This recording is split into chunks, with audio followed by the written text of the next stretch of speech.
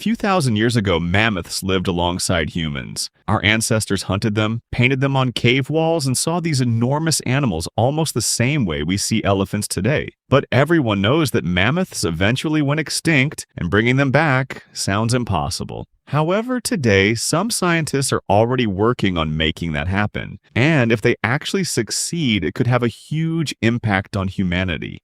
The very first living mammoth would instantly become one of the most famous animals on Earth. People would travel from all over the world just to see it with their own eyes. But the mammoth itself probably wouldn't be roaming freely through the wilderness anytime soon.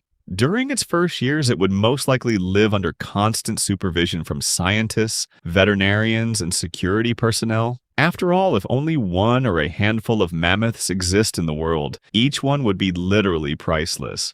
But why mammoths? They didn't become one of the leading candidates for de-extinction by accident. Their remains have been remarkably well preserved in the permafrost, and their closest living relative is the Asian elephant. Because of this, many scientists believe that out of all the large extinct animals, the mammoth has one of the highest chances of becoming the first species to return.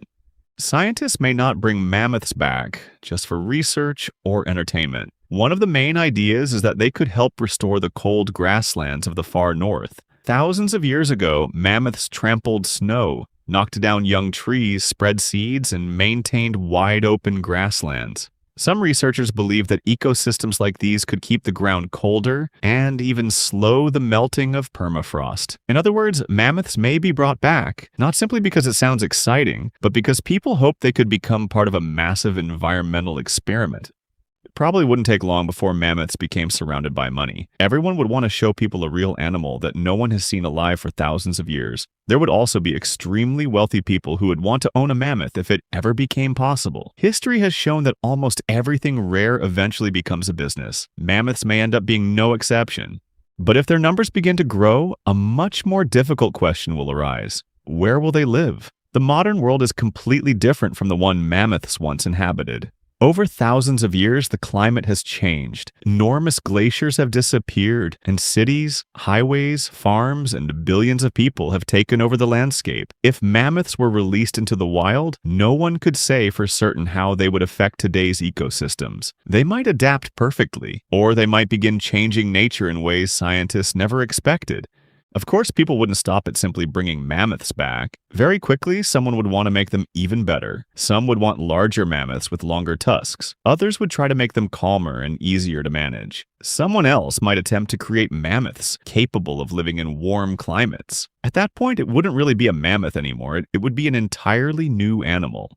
And of course, there would be people suggesting that mammoths should be used for military purposes. Almost every major invention humanity has ever created has eventually been considered for warfare. It's as if people simply can't resist turning everything into another weapon. Some might imagine armored mammoths equipped with machine guns or cannons, while others could see them carrying enormous military cargo across difficult terrain. Or perhaps something even more unsettling, a mammoth controlled by artificial intelligence, carrying out human commands. However, the most valuable military asset might not be the animal itself, but the technology that made its return possible. If humanity learns how to edit genomes, revive extinct species, and create entirely new animals, those capabilities could become far more valuable to militaries around the world than any mammoth ever could.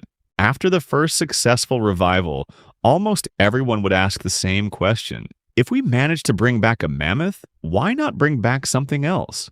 Dodos, woolly rhinoceroses, giant ground sloths, or saber-toothed cats. Perhaps the mammoth would become only the beginning of an entirely new era, one in which humans gradually restored dozens of species that disappeared from the Earth long ago. If that happens, the zoos of the future may look nothing like the ones we know today. A few generations later, the mammoth might no longer be a legendary creature from history books. It could become just as ordinary as an elephant or a giraffe is today. People might even be surprised to learn that mammoths were once completely extinct. Looking at all of this leads to one unsettling thought. If humanity truly learns how to bring extinct species back to life, will it know when to stop? Because after the mammoth, someone will inevitably want to revive another animal, then another, and eventually people will start talking about dinosaurs. Humanity should think very carefully before taking that step.